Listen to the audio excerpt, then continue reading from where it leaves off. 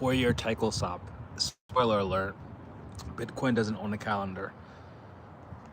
So, I wanted to make a video explaining to you guys that according to the 4-year cycle theory, which is complete bullshit, I think that it was invalidated when we saw Bitcoin hit a new all-time high before the last halving,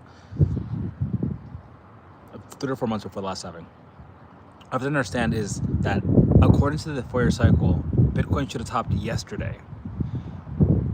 We have to be smarter about these things. We have to understand that this is a market that's brand new. It's only 14, 15 years old.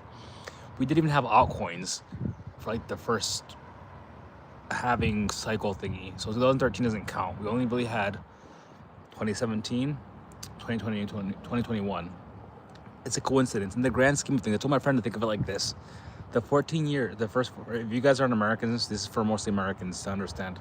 If you look at history, the first 14 years of America, first 14 to 20 years of the United States history, we didn't really have we had a country, but the government, we were still working things out. We really didn't know what was happening. If you look at the first 14 years and then expand out and look at the first 260 years, I think next year, or 250 years, you can see that the first 14 years, the first years of just getting shit together, making sure that we understand what's going on, the processes, how these state governments are going to work. The same thing with crypto market, Bitcoin in my mind. The first 14 years, 15 years, it's an immature market. We're just starting off, right? It's like the Wild Wild West, Louisiana Purchase. We're just going out there and hunting and discovering what's out there. So there are no 4-year cycles. That's complete bullshit. And I was actually talking to a friend of mine, by the way, he still believes in the 4-year cycle. I'm not sure why. It's invalidated. But he thinks that Bitcoin is going to go under $100,000. That's when he's going to stack up. Listen, it might, but it's probably not going to happen, especially if you go up to like 200,000, 300,000. What we're going to see is, I've said this before, we're going to see a situation in which the market's going to go up. We're going to be like the stock market, right? Stock market, a bear market is what? 20%. What we saw earlier this year with Bitcoin, the stock market is 20% drop. That's it. Not like the 70, 80% drops. Not Bitcoin goes from $60,000 to $15,000, right? Because the market is reaching maturity. It's an immature market. When an immature market reaches maturity, it acts differently, right? It's just like children as well. Talk about children.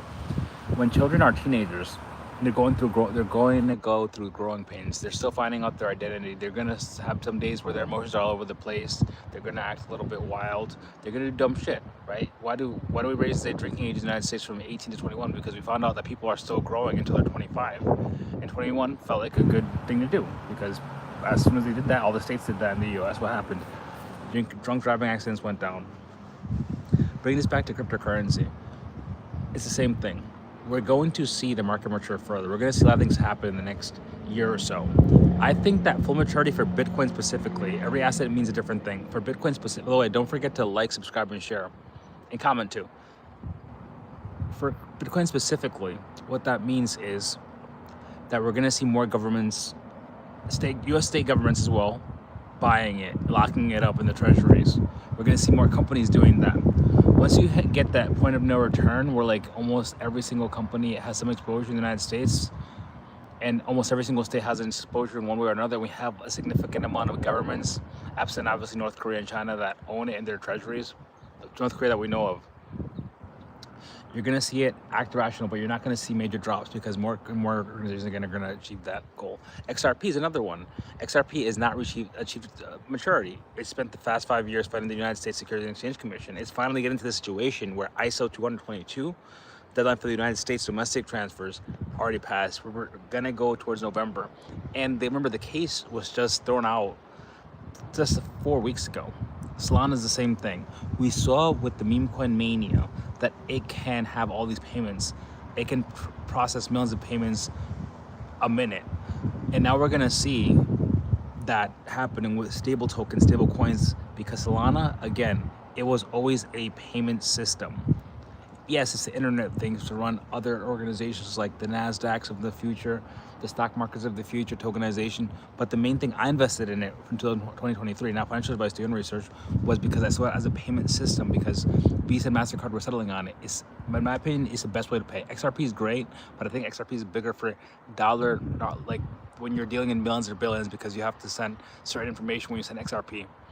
With Solana, you just pay, blink of an eye, it gets to the person, the receiver, from the sender to the receiver's wallet. Very beautiful. So I just want everybody to understand that Bitcoin's 4-year cycle is dead. It died. Yes, it died.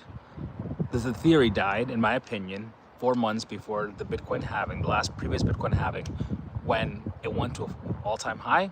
And I think that it died extra. If it did come back, it died extra yesterday, October 6th, 2025. RIP, Bitcoin halving cycle.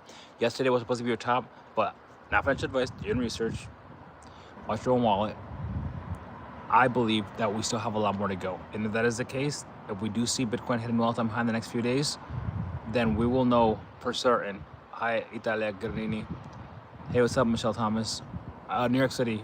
I'm in New Jersey right now. Beautiful sunsets. But as I was saying, I'm getting more people. Let me take a swig. I gotta watch baseball later, the Yankees game. But again, Bitcoin died. The Bitcoin cycle, halving cycle theory, 4-year cycle, died 4 months before the last halving. It died yesterday. Yesterday was Yankees versus Red Sox in New York City. Sorry, Yankees versus Blue Jays. I'm going for the Blue Jays. I'm a Red Sox fan. Just so everybody knows, I'm a Red Sox fan. I am not a Yankees fan.